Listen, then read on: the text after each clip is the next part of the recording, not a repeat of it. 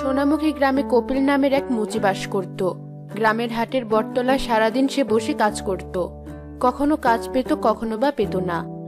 এভাবে যা রোজগার হতো তা দিয়ে চাল ডাল কিনে এসে ঘরে ফিরত। ঘরে আজ 3 দিন ধরে কোনো বাজার করনি। শেষ কবে কটা চাল এনেছিলে মনে আছে তোমার? এতদিন তবু তরকারি না থাকলেও শাক পাতা জোগাড় করে পাতে দিয়েছি। এখন তো চালটাও নেই, কি দিয়ে শাক পাতা খাবি? তুমি যে সকাল থেকে শুরু করেছো, তোমার কি মনে হয় আমি ইচ্ছে করে রোজগার করি না, নাকি রোজগার করে অন্য কোথাও দিয়ে আসি? তোমার এসব কথা শুনে আমার যে কি রাগটা হয় সেটা তুমি বুঝলে আমার সাথে এত চিল্লাচিল্লি করতে না বউ। তুমি বউ বলে তোমাকে কিছু বলি না, আমি মুখ বুঝে সব সহ্য করে নেই। সেটা তুমিই ভালো বলতে পারবে, মুখে শুধু বড় বড় কথা।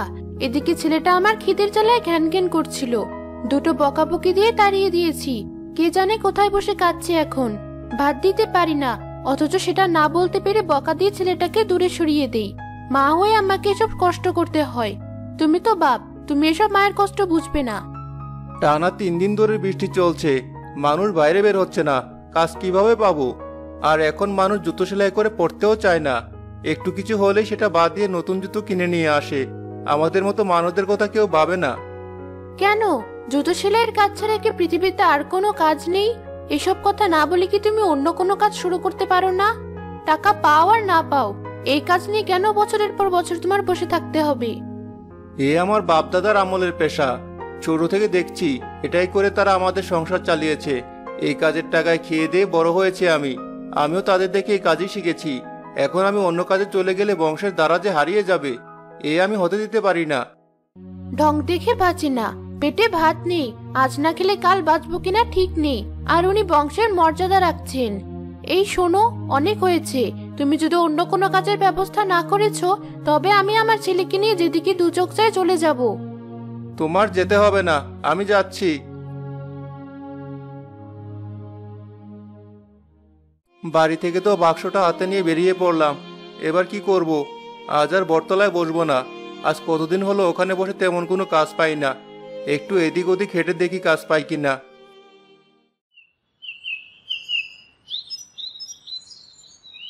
ও ভাই, শুনছেন? আপনি কি কোথাও যাচ্ছেন? দেখতেই তো পাচ্ছেন হাঁটছি, তাহলে আবার ডেকে এই কথা জিজ্ঞেস করার মানে কি? না মানে, আমার প্রতিমধ্যে জুতোটা ছিঁড়ে গেছে। আপনি যদি এখানে কোথাও বসে সেলাইটা করে দিতেন, তবে আমাকে খালি পায়ে বাজার পর্যন্ত কষ্ট করে হেঁটে যেতে হবে না, তাই আর কি। জুতো সেলাই করাই তো আমার কাজ। তা বাজারেই হোক আর পথেই হোক, যেখানে খদ্দের পাবো সেখানেই কাজ করব। আসুন দেখি, আপনার জুতোটা নিয়ে করে দিচ্ছি সেলাই। হ্যাঁ, এই নিন।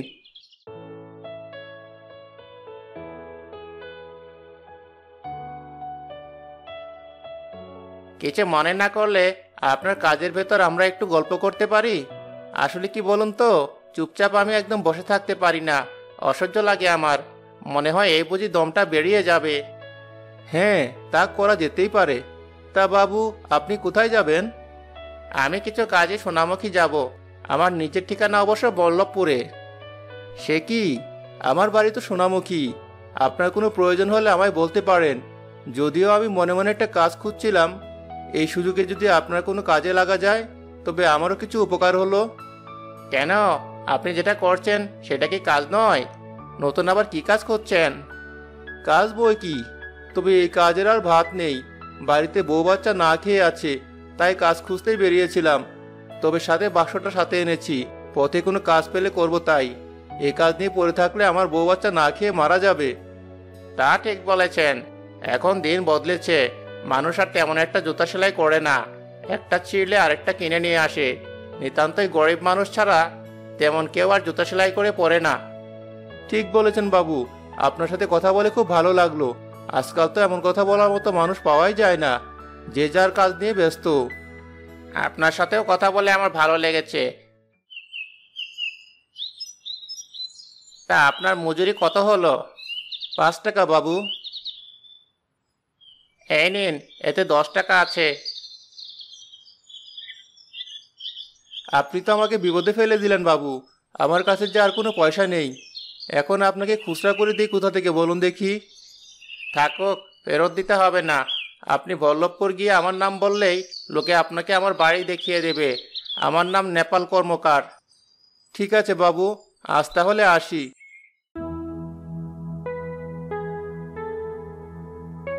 খুশি মনে কপিল হাঁটতে লাগলো। এমন সময় দেখা হলো গ্রামের মোড়লের সাথে। কিরে, কপিল নাকি? হ্যাঁ বাবু। তা আজকাল বটতলায় না বসে গ্রামে হেঁটে বেড়াচ্ছিস যে, ওখানে কি কিছু হয়েছে? তুই তো বাবু ও জায়গা থেকে নড়িস না, আজ আবার কি হলো? না বাবু, আসলে কাজ হচ্ছে না ওখানে। ভাবলাম যদি আর কোনো কাজের সন্ধান পাওয়া যেত তবে বেশ ভালো হতো, তাই একটু কাজ খুঁজতে বেরিয়েছি। আর বাক্সটা সাথে রেখেছি যাতে রাস্তায় কোনো কাজ পেলে করতে পারি। সে কি সর্বনাশের কথা বলছিস? তোরা হচ্ছিস জাতমুচি। তোর বাপ, দাদা, পরদাদা সহ সবাই আমাদের জুতো সেলাই করে জীবন পার করেছে, আর তুই কিনা বলছিস এই কাজ ছেড়ে দিবি? তাহলে আমাদের আর আমাদের ছেলে মেয়েদের জুতো কে সেলাই করবে? একই কথা শুনালি, মুচি করবে অন্য কাজ? বাবু, ওতে যে রোজগার হয় তাতে সংসার চলে না। বাড়িতে বউ বাচ্চা না খেয়ে আছে কাল থেকে। এভাবে কতদিন ওদেরকে বাঁচাতে পারবো বলুন? বাবা হয়ে ছেলে খিদের কান্নায় বা কিভাবে সহ্য করব? খালি কি বংশের দ্বারা বজায় রাখলে চলবে? এতদিন তো আর সেই চেষ্টা আমি কম করিনি, কিন্তু তার পারলাম কোথায়? তাই বলে মুচির ছেলে করবে অন্য কাজ? সমাজ কি মেনে নেবে সেটা? পঞ্চায়েত নেতারা যদি একবার তোর বিরুদ্ধে খেপে যায় তবে তো গ্রামেই থাকতে পারবি না। আর আমি হলাম গ্রামের একজন গণ্যমান্য মানুষ। আমি যদি নিজে জেনেও তোদের না জানাই তখন তো আবার আমার ওপর আঙ্গুলি উঠবে। তাই তুই বল, কি করবি? বাপদাদার ঐতিহ্য ধরে রাখবি নাকি গ্রাম থেকে চলে যাবি? এ কেমন কথা বলছেন বাবু? আমি অন্য কাজ করলে কি কারো জাত যাবে? আমি কেন গ্রাম ছেড়ে চলে যাব? আমি অন্য কাজ করতে চেয়েছি বলে কি আমাকে গ্রাম ছেড়ে চলে যেতে হবে? এই কাজ করে আমাকে না খেয়ে থাকতে হচ্ছে, তখন কেউ আমাকে কোনো সাহায্য করছে না, অথচ আমি অন্য কাজ করতে চাচ্ছি বলে আমাকে অন্য গ্রামে চলে যেতে হবে? কথা বাড়াস না কপিল, যা করবি ভেবেচিন্তে করিস। আমার যা বলার আমি তোকে বললাম, এবার তুই কি করবি সেটা তুই জানিস। আর এই গ্রামে যে এটা নতুন কিছু না সেটা তুই খুব ভালো করেই জানিস। আমার তো উচিত ছিল তোকে এখনই গ্রাম থেকে তাড়িয়ে দেওয়া, কিন্তু আমি তা না দিয়ে তোকে ভালোভাবে বললাম। এবার কি করবি দেখ। এতক্ষণ খুশি থাকলেও কপিলের মনটা এখন খারাপ হয়ে গেল। সারাদিন যা রোজগার হলো তা দিয়ে কিছু বাজার করে সে সন্ধ্যায় বাড়ি ফিরল। ছেলেটা কি কিছু খেয়েছে? কিছু কি জোগাড় করে দিয়েছো ওকে, নাকি ওভাবে না খেয়ে আছে? হ্যাঁ, খেয়েছি। পাশের বাড়ি থেকে একটু খাবার চেয়ে এনে দিয়েছিলাম। ওর কান্নার আমি সহ্য করতে পারছিলাম না। তা তুমি কি কাজের কোনো ব্যবস্থা করতে পারলে? এক ব্যবস্থা হয়েছে, তবে সেটা করতে হলে গ্রাম ছেড়ে চলে যেতে হবে। মোরলের সাথে দেখা হয়েছিল, অন্য কাজ খুঁজছি শুনে বললেন গ্রাম ছেড়ে চলে যেতে। এই গ্রামে থেকে নাকি আমি অন্য কোনো কাজ করতে পারবো না। আমি জাতমুচি বলে আমাকে অন্য কোনো কাজ করতে দিবে না। মানে কি? ফের অজুহাত বের করছো নিশ্চয়ই। শোনো, এসব বলে তুমি আমাকে ভোলাতে পারবে না। আমি আর ছেলেকে অন্য বাড়ি থেকে খাবার এনে দিয়েছি, রোজ রোজ তো আর সেটা পারবো না। তাই বলছি, কোনো অজুহাত দেখিয়ে আমাকে ভোলানোর চেষ্টা করো না। অজুহাত না বউ, গ্রামের মোড়লের সাথে দেখা হয়েছিল।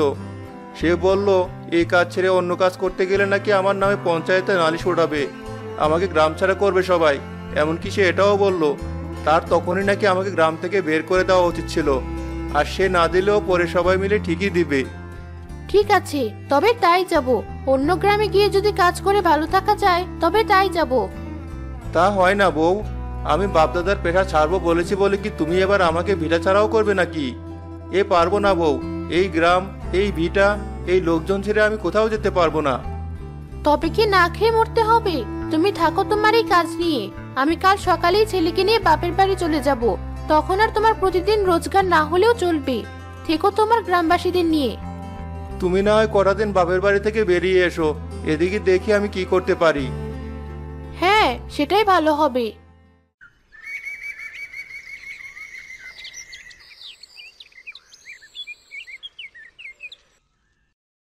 আমি তাহলে আসছি।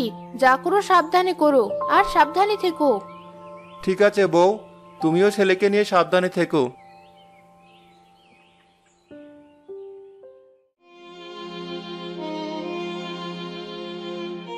বউ তো চলে গেল, এবার কি করব আমি? না, বউ কিন্তু খারাপ কথা বলেনি।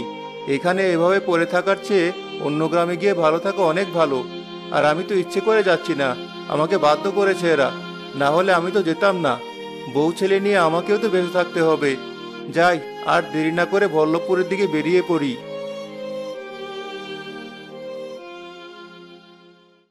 ভেবেছিলাম কম রাস্তা, কিন্তু এ তো অনেক রাস্তা। হাঁটতে হাঁটতে আমার অস্থির অবস্থা। এই হিজল গাছটার নিচে একটু বসি না হয়।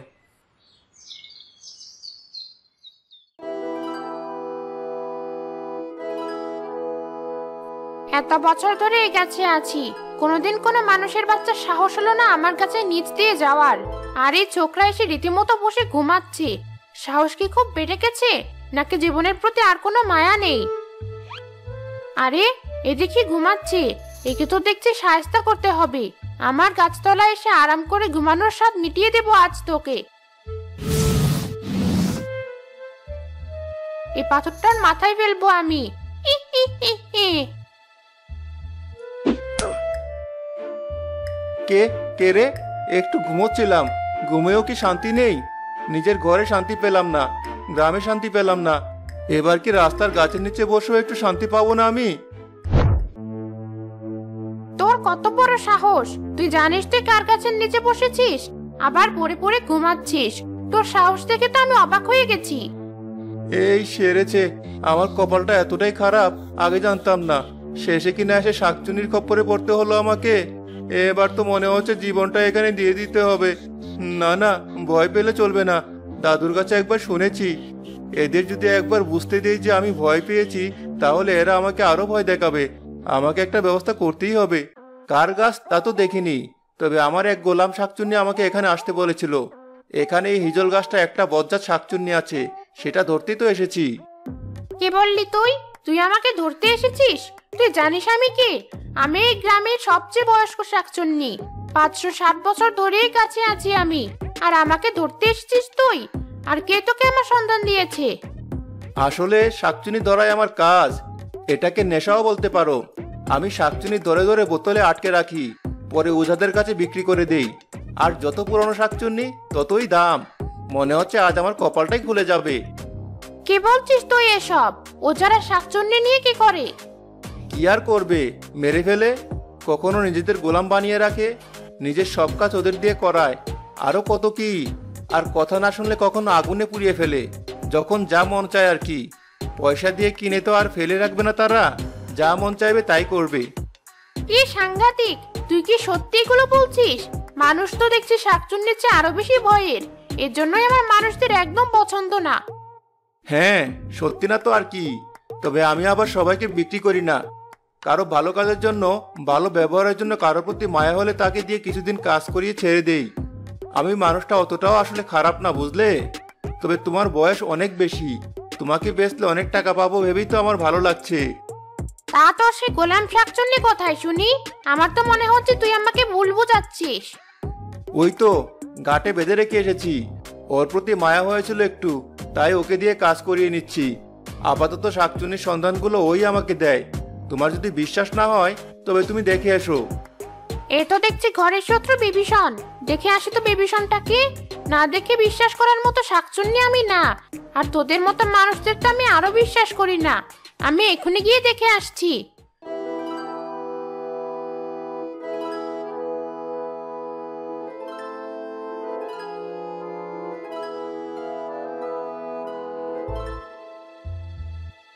আরে, এই তো নদীর ভিতরে একটা শাকচুন্নি। তার মানে ও আমাকে মিথ্যে বলেনি। ও যদি আমাকে বেঁচে দেয় তাহলে আমার কি হবে? আমাকে মাফ করে দিন মনিব। আপনাকে না চিনে আপনার সাথে ওভাবে কথা বলে ফেলেছি। দয়া করে আমাকে বন্দি করবেন না, আমি বড় অসহায়। আমাকে ক্ষমা করে দিন। সে ঠিক আছে, তোমাকে বিক্রি করতে পারলে কিছু টাকা হতো, এই আর কি। এত করে যখন বলেছো, বেশ, বিক্রি করব না। আমার আবার মনে খুব মায়া, বুঝলে? হ্যাঁ মনিব, আমি আপনাকে অনেক টাকা দেব, সব কাজ করে দেব, তবু আমাকে বন্দি করবেন না। আপনি অনেক ভালো মানুষ। এত করে যখন বলছো তবে বেশ, তাহলে আমি যা যা বলি তাই তাই আমাকে এনে দাও। আপনি শুধু আদেশ করুন মনিব। আমাকে স্বর্ণমুদ্রা এনে দাও, যা দিয়ে আমি বেশ কয়েক বিঘা জমি কিনতে পারবো। তুমি তো অনেক পুরনো শাকচুন্নি, তোমার কাছে অনেক কিছু আছে, সে আমি জানি। আসলেই তো দেখছি এসব জানে, এর কাছে লুকোনোর কোনো উপায় নেই। বাঁচতে হলেও যা বলে চুপচাপ তাই করি। এ আর এমন কি, এখনই এনে দিচ্ছি। শুধু এটা নয়, আমাকে এমন জাদুর জিনিস দিতে হবে যা দিয়ে আমি যা ইচ্ছা তাই করতে পারবো। আমার কাছে জাদুর কাঠি আছে, একটু দেখছি তাও জানে। বেশ, তাই দেব মনিব। এই নিন জাদু কাঠি, আপনি যা চাইবেন তাই হবে এ দিয়ে। তোমার প্রতি আমি খুব খুশি, তাই তোমাকে আমি এখনই ছেড়ে দিচ্ছি। তুমি এখন থেকে মুক্ত। যাক বাবা, সব দিয়ে হলেও আমি জানে বেঁচে গেছি। কপিল সেসব জিনিস নিয়ে সুখে সংসার করতে শুরু করলো। তার আর কোনো অভাব থাকলো না।